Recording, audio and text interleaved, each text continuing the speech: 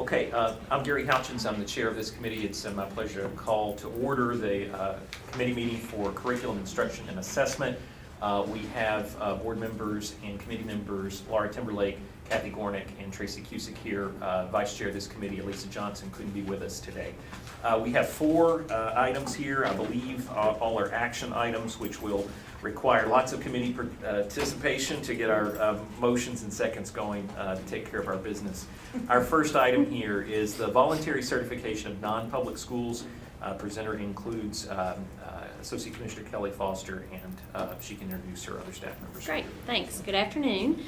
I have with me today, I'm going to try to get this right, Mr. Coplier. Good. Okay, and he is here with us from the Kentucky Non-Public Schools Commission, and this is Neil, who is one of the branch managers in my office that deals with this program, and we partner with the Non-Public Schools Commission. And just to give you guys a little bit of history, we come to the board every June. Neil Watts, I'm sorry, Neil.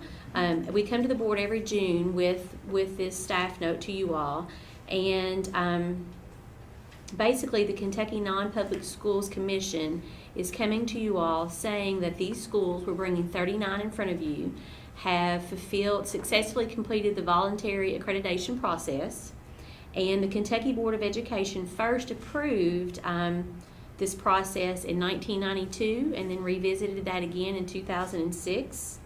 And so that agreement was done before all of our times, but then he brings to us the list of the schools and for how long they are recommending the recommendation for them to be certified. And you can see in the staff note, it ranges anywhere from, I believe, a year to 5 years. 5 years max. And if you want to speak to a little bit about that, why some are 1 year, some are 5 years, I think that would be a great point to start off with. Sure. Just a little bit of history. You can bear with me for a minute.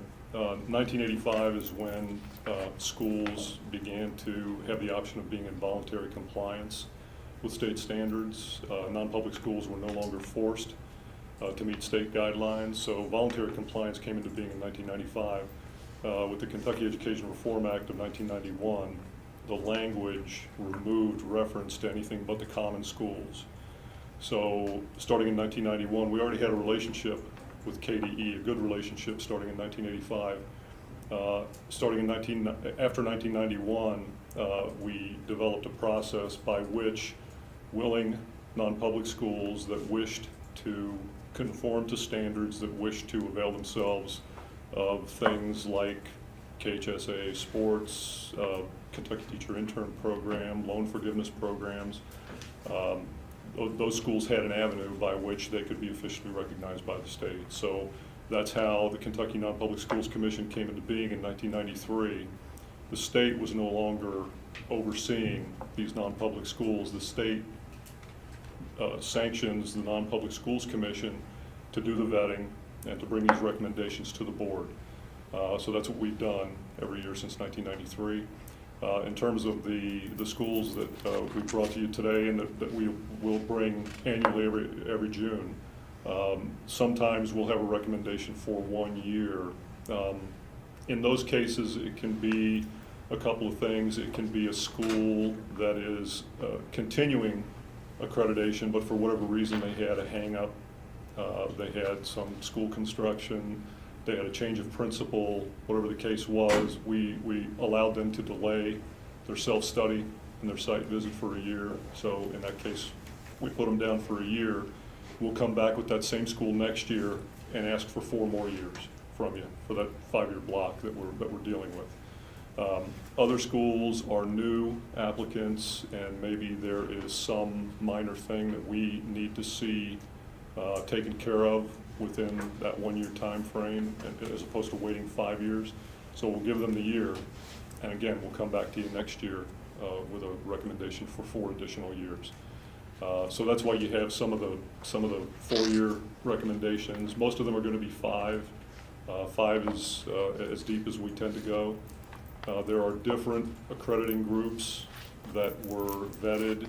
There was a larger group vetted initially by KDE and then KBE in 1993, and then there was a secondary smaller group that was vetted and approved in 1997. And those are the groups that exist today, the same groups. That's why you see the different recommendations coming from different groups. That's an explanation of the years. Were there any questions? Questions from board members? Oh, I'm wondering about the accreditation. Mhm. Like, what other involvement does KDE have? And why is it necessary to re-accredit, I mean, you know, to go through this process? Why could it not be in perpetuity, I guess, is my question. I can answer that Sure. from just a school administrator point, Sure, and then you sure. can chime in. Because a lot of times in schools, leadership changes, boards change, different things that would happen. So just thinking about the schools, you know, that I have worked with over the last 22 years, yes, I'm counting, getting ready to start year 23. But, you know, things change, that maybe you had a certain leadership team in place and they were really hitting the standards and using their money for the right resources and making sure the kids that were behind were getting the interventions they need. And then, you know, that leadership may change and may not be sustainable systems. And so if we didn't look at this in a 5-year period, then, you know, you're not. So you do an assessment. Well, they do, Or- and they bring Well, that that's just it. recommendation to us. The KDE does not have direct involvement with the administration of these Because it's schools, with the funding of voluntary. these schools. So this is a fail-safe. Mm-hmm. So every 5 years, From your perspective. and from theirs, Okay. yeah.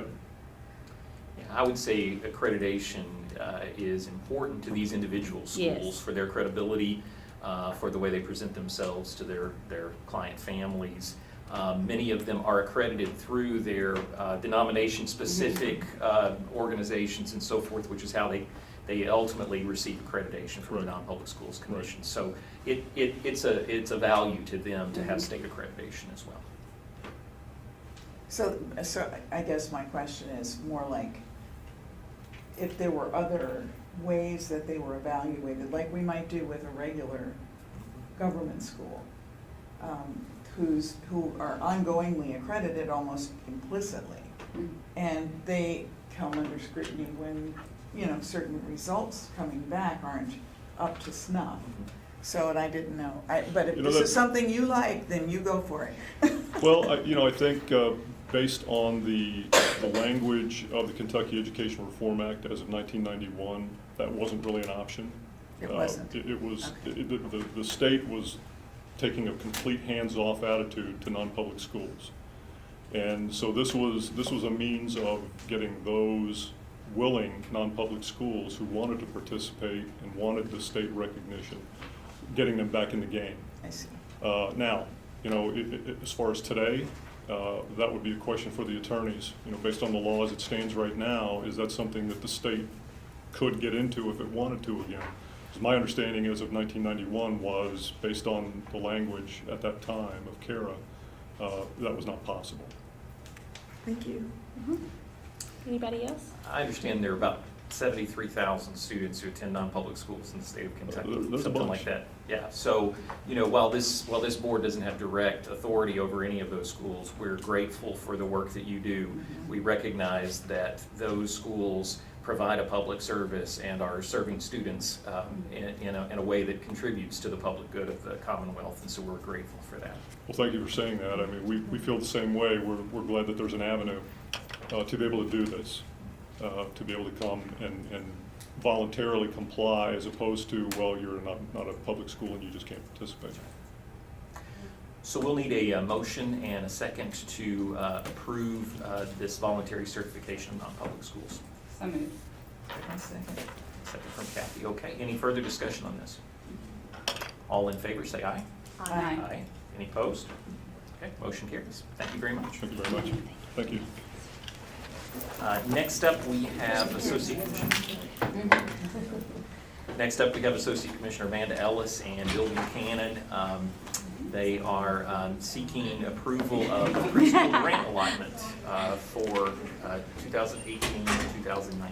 Yeah, so good afternoon. This is what we do every June. And so basically, we need approval for the upcoming year's preschool funding rates.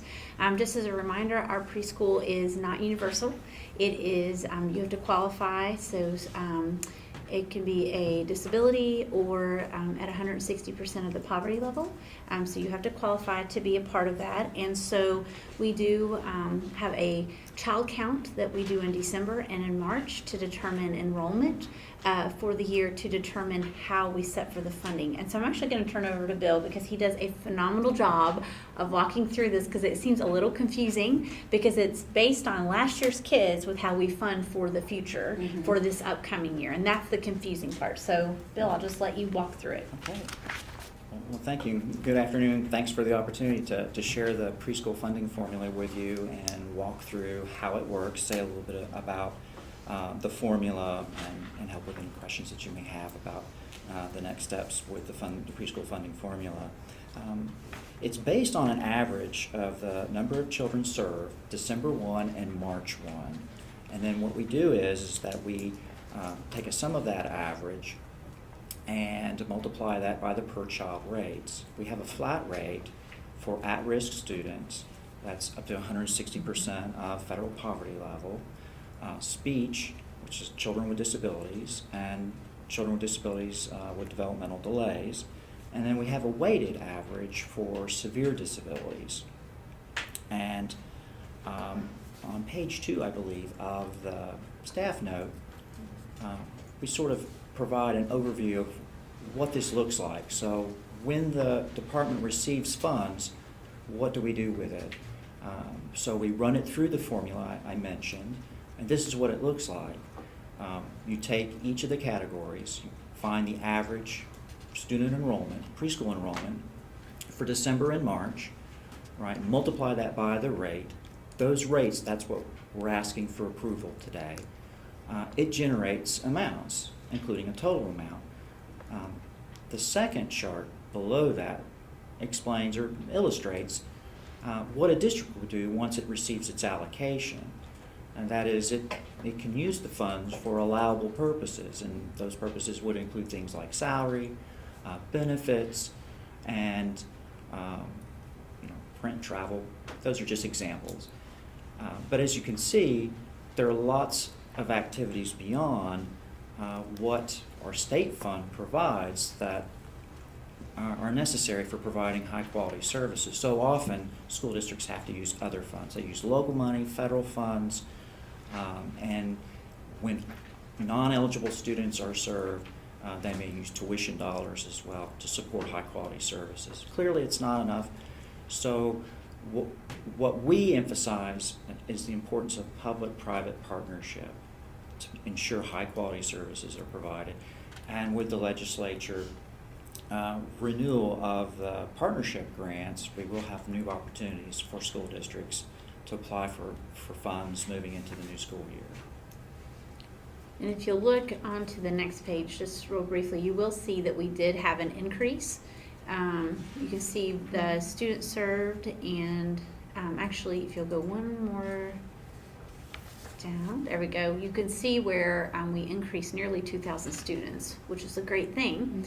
The only thing that is sometimes a little frustrating with that is that when the number of students increase, then you have less money per child for the next year, especially when the budget also did reduce the amount for preschool funding in the upcoming biennium. So it is quite a bit lower. If you look actually on the next chart, and Susan, if you can roll that to the next page, you'll see where our funding rates have changed and dropped. From last year to this year, it's pretty significant per child. You'll see that the increase in 15-16, and why did that increase so much, is when the governor allocated $18 million, am I right on that? That's right. $18 million for preschool to incentivize increased enrollment. For that, it did not really increase enrollment, but it was the good faith effort to give additional funding for preschool. With our former governor, he was a really big advocate for early childhood. And then that only lasted for a year, because then the biennium that began the next year gave the money, took that $18 million, actually took 15 of it and put it into public-private partnership grants, which is what we've done the past 2 years, and we just got the funding, as Bill had just said, for the next 2 years to promote partnerships to increase quality care in child care settings and to open up more spaces for students to receive high quality services. So it's a little bit different, kind of weird, because you see the old numbers, we know it's for the funding for this year, but that's why we're coming to you to ask for approved funding amounts. What questions do you have?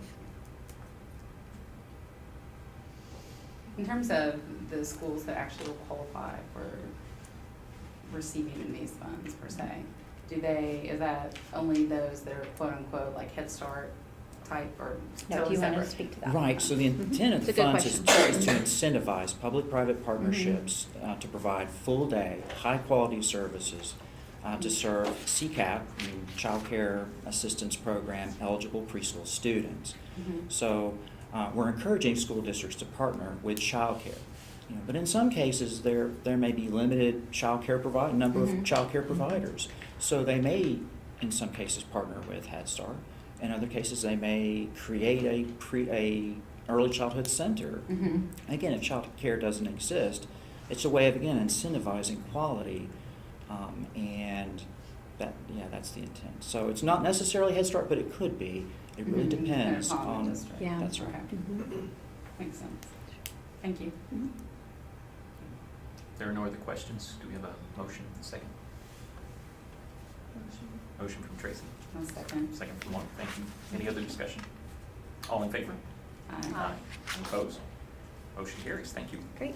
Amanda Bill will stick around now for a second reading on a new regulation. This is 704 KAR 3015, the Kentucky All-Stars for preschool programs. I think we had first reading on this maybe some months ago, and now we're ready with the final regulation based on the revisions that were made. That's right, and I'll turn it over to Bill to hit any highlight changes, but basically, in 2015, we had House Bill 234 that established mandatory participation requirements for public preschool programs in quality-based graduated early childhood rating system, which is the All-Stars system. And so, actually, I'll just turn it over to Bill to talk about the tiered quality rating, and sure. we'll just hit the highlights on that.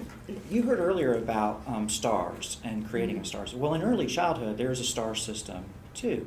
There was an existing voluntary star system, and that was revised to create Kentucky All-Stars, with mandatory participation by child care, any child care, state-funded preschool program, or Head Start receiving public funds. Early childhood providers receiving public funds must participate in this quality rating improvement system. So the system itself is designed to improve the quality as well as access to quality in early childhood settings.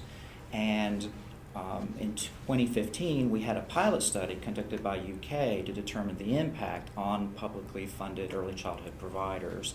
And then the Governor's Office of Early Childhood has contracted with Compass to complete a validation study, which may impact some of the weights in the way in which we evaluate programs moving forward. So, as Amanda said, is that there is a requirement for mandatory participation by public-funded preschool programs in Kentucky All-Stars. And so it's the reading, you had mentioned that it's been a few months since the first reading. So a couple things happened between, I think it was in February when we had the first reading of the regulation. There was passage of Senate Bill 96 during the 2018 legislative session. It clarified roles for promulgating regulations for the department and for the Cabinet for Health and Family Services. Initially, the Cabinet was authorized to promulgate regulation or regulations for participation in the system. So Senate Bill 96 clarified that and established authority for the department to promulgate regulations, and so we're able to move forward. Also, in April, Cabinet for Health and Family Services filed an emergency regulation for Kentucky All-Stars, and that's the changes that resulted in some of the changes that we've made to share with you now for the second reading is alignment to that particular regulation, right, to ensure that we have one unified system, that anything that we expect of childcare we'll expect of state-funded preschool in terms of what quality means. Did I hear you say public-private partnership earlier? I mean, you were working with existing daycares. So how do they, as private folks, feel about a mandatory regulation, and where is this all heading anyway? Do you want to touch base on the? Right. I mean, I'm unsure I can speak for all child care programs, but those receiving public funds, I think it's an opportunity for them. It's to demonstrate the quality that they're providing, that's something I think we would want to be transparent about for families to know that the center that their child participate in is a high quality center. So It's- those who don't have these, I mean, I'm just If it's- thinking that there are, organizations that offer daycare that don't have mandatory, and they seem like they compete and do fine in the marketplace, so I'm just, And that's up to them, and they don't have to, they can volunteer to participate in the STARS program. And they can, and if they pair up with the public preschool or like our state-funded preschool, many times that's where they share a teacher to increase their STAR quality rating anyway, with having a certified teacher and the appropriate setting and environment and materials. And so it really increases sometimes the quality even of the private daycare, which is sometimes why they team up to increase Okay. their spots in their so quality as the well. qualifications are still the same, though, 160% and all of that? For state-funded preschool, yes, and for students who qualify for the CCAP dollars. So it would be your at-risk populations. And CCAP has additional criteria too. I think there's work or education requirements for parents. So, but that's a funding opportunity. We administrate through the department to encourage, again, those partnerships between child care and public schools. So, Okay. Any other questions on this one? Thank you. All right. You guys good to go? good to I go think unless this you. is a second read. This is the That's second read, and So, very few sections, a couple of sections that were updated since the first read, if you'd Okay. like. They're highlighted there. The first section, we made a change to the definition of environmental observation, clarifying it's actually an assessment, as well as made that link to child care's regulation. No change to section 2.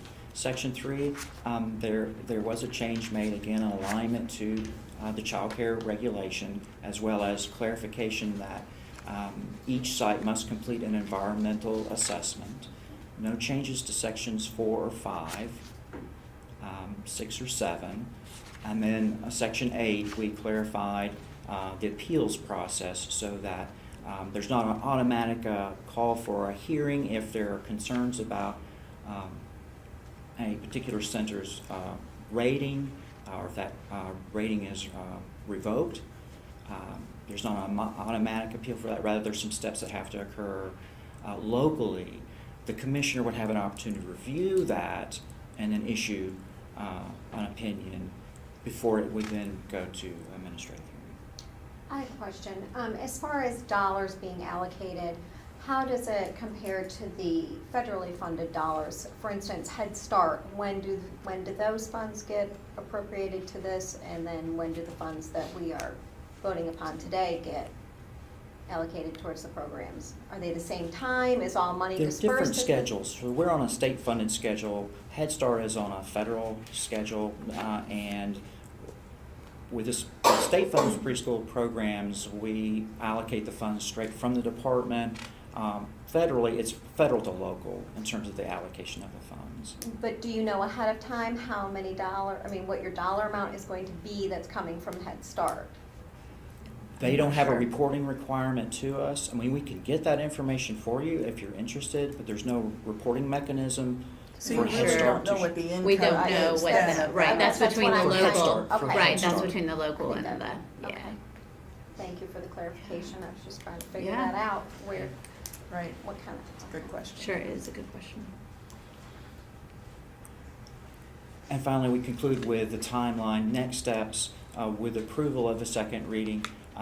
That will set up the process for public hearing next month, followed by appearance before ours, And we hope to have this regulation adopted by August or September. And this just speaks to the current levels of quality. I actually have an update, I think, from this slide.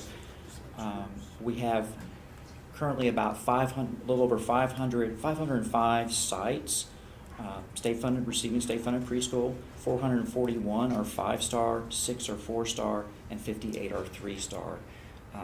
But this just kind of shows a breakout. In this instance, it's just showing high quality 3, 4, or 5 stars by region.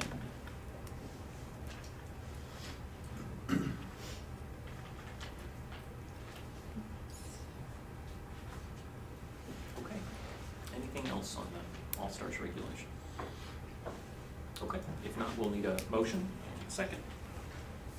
So moved. Thank you, Laura. Second. Good. Second from Tracy. Thank you. Any other discussion on this? If not, all in favor, say aye. Aye. Aye. Motion passes. Thank you. And we will keep Amanda around for one more. Just keep hanging at the table, guys. Thank you, Bill. Thank you. Or Ashley Lant is here in Todd's place. Did you want anything open from? No. I think we're good. I think it's an overview. So this is the second read for 704 KAR 3306, which is the Kentucky Academic Standards for Historical and Cultural Influences of the Bible elective social studies course. It's a mouthful. It is a mouthful.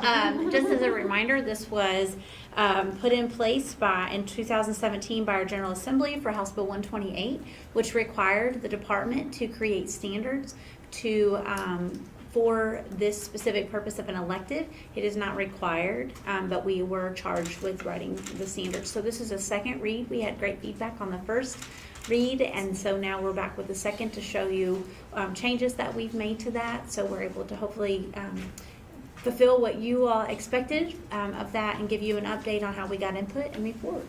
So I'm actually going to turn it over to Jennifer. Yeah, so based on the feedback that we received when we reported to you all or presented to you in April, we reconvened some focus groups that consisted of high school teachers as well as higher ed to really look at the intent behind HB 128 and what we had done with the standards. And so what they concluded was there was some room for some tighter alignment to the reg.